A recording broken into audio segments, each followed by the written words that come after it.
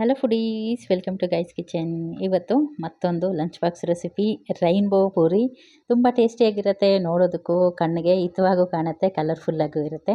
ಮಕ್ಕಳ lunch box ರೆಸಿಪಿಗೆ ಹೇಳಿ ಮಾಡಿಸಿರ್ತಕ್ಕಂಥದ್ದು.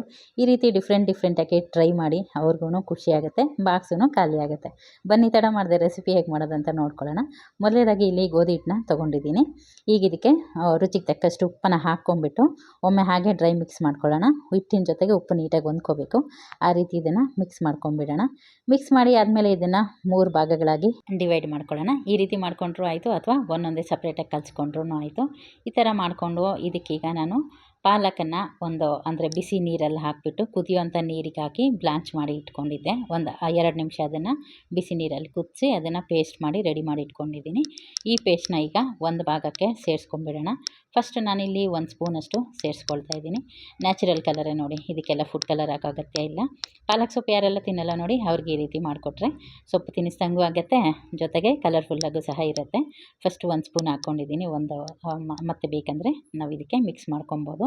ಹಾಗೆಯೇ ನೋಡಿ, ಇಲ್ಲಿ ಹಸಿ ಬೀಟ್ರೋಟ್ನೇ ಮೇಲ್ಗಡೆ ಪೀಲ್ನ ತೆಗೆದುಬಿಟ್ಟು ಅದಕ್ಕೆ ನೀರು ಹಾಕಿ ಈ ರೀತಿ ಗ್ರೈಂಡ್ ಮಾಡಿ ಇಟ್ಕೊಂಡಿದ್ದೆ. ಇದನ್ನು ಅಷ್ಟೇ ಒಂದು ಭಾಗಕ್ಕೆ ಇದನ್ನು ಸಹ ಹಾಕ್ಕೊಂಬಿಡೋಣ. ಇದು ಅಷ್ಟೇ 1-2 ಸ್ಪೂನ್ ಹಾಕ್ಕೊಂಡಿದ್ದೀನಿ. ಇದಾದ ನಂತರ ಅಗತ್ಯವಿತ್ತಂದರೆ ಮತ್ತೊಮ್ಮೆ ಹಾಕ್ಕೊಂಡ್ರೆ ಆಯಿತು. ಹಾಗೆ 2 ಕಲರ್ ರೆಡಿ ಆಯಿತಲ್ಲ, 3ನೇ ಕಲರ್ಗೆ ಅರಿಶಿನ ಹಾಕ್ಕೊಂಬಿಡೋಣ. ಮನೆಯಲ್ಲೇ ಇರ್ತಕ್ಕಂಥ ಅಡುಗೆಗೆ ಬಳಸ್ತಕ್ಕಂಥ ಅರಿಶಿನ, ಅದನ್ನು ಸೇರಿಸ್ಕೊಳ್ತಾ ಇದ್ದೀನಿ. ಸ್ವಲ್ಪ ಕೆಲಸ ಆಗುತ್ತೆ, ಬಟ್ ಹೆಂಗಿದ್ರೂ ಹಸಿ ಹಿಟ್ಟು ಕಲಿಸ್ಲೇಬೇಕಲ್ಲ. ಈ ರೀತಿ ಮಾಡಿಕೊಂಡ್ರೆ ಹೆಲ್ದಿಯಾಗಿ ತಿನ್ನಿಸ್ದಂಗೂ ಆಗುತ್ತೆ, ಹಾಗೆ ನೋಡೋದಕ್ಕೆ ಕಲರ್ಫುಲ್ಲಾಗೂ ಇರುತ್ತೆ. ಲಂಚ್ ಬಾಕ್ಸಿಗೆ ಮಾಡಿಸಿರ್ತಕ್ಕಂಥ ರೆಸಿಪಿ ಅನ್ಬೋದು. ಹಾಗೆಯೇ ನೋಡಿ, ಐರನ್ ಡೆಫಿಷಿಯನ್ಸಿ ಯಾರಿಗೆಲ್ಲ ಇದೆ ಅವರಿಗೆ ಪಾಲಕ್ ಮತ್ತು ಬೀಟ್ರೂಟು ತುಂಬಾ ಉಪಯುಕ್ತವಾದ ಒಂದು ತರಕಾರಿ, ಸೊಪ್ಪು ಅಂತ ಹೇಳ್ಬೋದು. ನೋಡಿ, ನನಗೆ ಇನ್ನೂ ಸ್ವಲ್ಪ ಬೀಟ್ರೂಟ್ ಬೇಕನ್ನಿಸ್ತು, ಮತ್ತೊಂದು 2 ಸ್ಪೂನ್ ಸೇರಿಸ್ಕೊಂಡು ಅದನ್ನು ಕಲಸಿ ರೆಡಿ ಇಟ್ಕೊಂಡಿದ್ದೀನಿ. ಈಗ ಪಾಲಕ್ಕು ಪೇಸ್ಟೂ ಅಷ್ಟೇ ಮೊದಲು 1 ಸ್ಪೂನ್ ತೊಗೊಂಡಿದ್ದೆ, ಸಾಕಾಗಿಲ್ಲ. ಹಾಗಾಗಿ ಮತ್ತೊಮ್ಮೆ ಇದನ್ನು 1-2.5 ಸ್ಪೂನಷ್ಟು ಮತ್ತೆ ಮಿಕ್ಸ್ ಮಾಡಿಕೊಂಡು ಅದನ್ನು ಅಷ್ಟೇ ಚಪಾತಿನ ಹಿಟ್ಟಿನದಕ್ಕೆ ಪೂರಿ ಹಿಟ್ಟಿನದಕ್ಕೆ ಕಲಿಸ್ಕೊಂಡ್ರೆ ಆಯಿತು. ಇದನ್ನು ರೆಡಿ ಆಯಿತು. ಈಗ ಕೊನೆಯದಾಗಿ ಅರಿಶಿನ ಹಾಕಿಟ್ಕೊಂಡಿದ್ವಲ್ಲ, ಅದನ್ನು ಸಹ ಕಲಿಸ್ಕೊಂಬಿಡೋಣ. ಇದನ್ನು ಡ್ರೈ ಮಿಕ್ಸ್ ಹಾಗೆ ಮಾಡ್ಕೊಂಬಿಟ್ಟು, ಇದಕ್ಕೆ ಯಾವುದೇ ಪೇಸ್ಟ್ ಇಲ್ವಲ್ಲ, ಹಾಗಾಗಿ ಸ್ವಲ್ಪನೇ ನೀರು ಹಾಕ್ಕೊಂಡು ಇದನ್ನು ಅಷ್ಟೇ ಪೂರಿ ಹಿಟ್ಟಿನದಕ್ಕೆ ಕಲಸಿ ರೆಡಿ ಇಟ್ಕೊಂಡ್ರೆ ಆಯಿತು. ಈ ರೀತಿ ಮಾಡಿಬಿಟ್ಟು ಒಂದು 20 ನಿಮಿಷ ಇದಕ್ಕೆ ರೆಸ್ಟ್ ಕೊಟ್ಬಿಡೋಣ. ಇದನ್ನ ಮುಚ್ಚಿ ಸೈಡಿಗೆ ಎತ್ತಿಟ್ಟಿದ್ದೆ. ಈಗ ನೋಡಿ 20 ಮಿನಿಟ್ಸ್ ಆಗಿದೆ. ಈಗ ಇದನ್ನು ಒಂದೊಂದೇ ಉಂಡೆಗಳಾಗಿ ತೊಗೊಂಬಿಟ್ಟು ಚಪಾತಿ ಮಾಡೋ ಮೇಲೆ ಸ್ವಲ್ಪ ಡಸ್ಟಿಂಗ್ ಅಂತ ನಾನು ಗೋಧಿ ಹಿಟ್ಟನ್ನ ಹಾಕ್ಕೊಂಡಿದ್ದೀನಿ. ಈಗ ಒಂದೊಂದೇ ಕಲರು ನಾವೇನು ರೆಡಿ ಮಾಡಿಟ್ಟಿದ್ವಿ ಹಿಟ್ಟನ್ನ, ಇದನ್ನು ಚಪಾತಿ ಥರ ಲಟ್ಸ್ಕೊಂಬಿಡೋಣ. ಸ್ವಲ್ಪ ದಪ್ಪನಾಗೆ ಲಟ್ಸ್ಕೊಳ್ಳಿ, ಪೂರಿ ಯಾವ ಥರ ಶೇಪಲ್ಲಿರುತ್ತೆ ಅಷ್ಟು ದಪ್ಪದಲ್ಲಿ ಲಟ್ಸ್ಕೊಂಡ್ರೆ ಆಯಿತು. ನೋಡಿ, ಬೀಟ್ರೂಟನ್ನು ಇದನ್ನು ಲಟ್ಸಾಯಿತು. ಈಗ ಕೊನೆಯದಾಗಿ ಅರಿಶಿನ ಹಾಕಿದ್ವಲ್ಲ, ಆ ಚಪಾತಿನೂ ಸಹ ಲಟ್ಸ್ಕೊತಾ ಇದ್ದೀನಿ. ಎಲ್ಲ ಹಾಕ್ಕೊಂಡಿದ್ದಾದಮೇಲೆ ಈಗ ಒಂದ್ರ ಮೇಲೆ ಒಂದು ಇಟ್ಕೊಂಡ್ಬಿಟ್ಟು ಈ ರೀತಿ ರೋಲ್ ಮಾಡ್ಕೊಂಬಿಡೋಣ.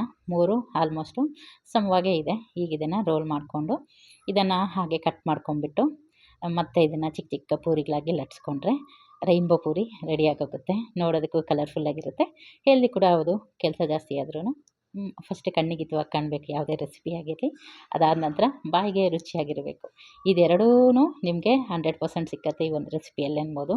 ನೋಡಿ, ಈ ರೀತಿ ಹಾಗೆಯೇ ಪ್ರೆಸ್ ಮಾಡಿಕೊಂಡು ಇದನ್ನು ಮತ್ತೆ ಲಟ್ಸ್ಕೊಂಡು ಒಂದೊಂದಾಗಿ ಇದನ್ನೆಲ್ಲ ನೀವು ಲಟ್ಸೋಷ್ಟರಲ್ಲಿ ಪಕ್ಕದಲ್ಲಿ ಎಣ್ಣೆ ಕಾಯಲಿಕ್ಕಿಟ್ರೆ ಅದೂ ಕಾದು ರೆಡಿ ಇರುತ್ತೆ.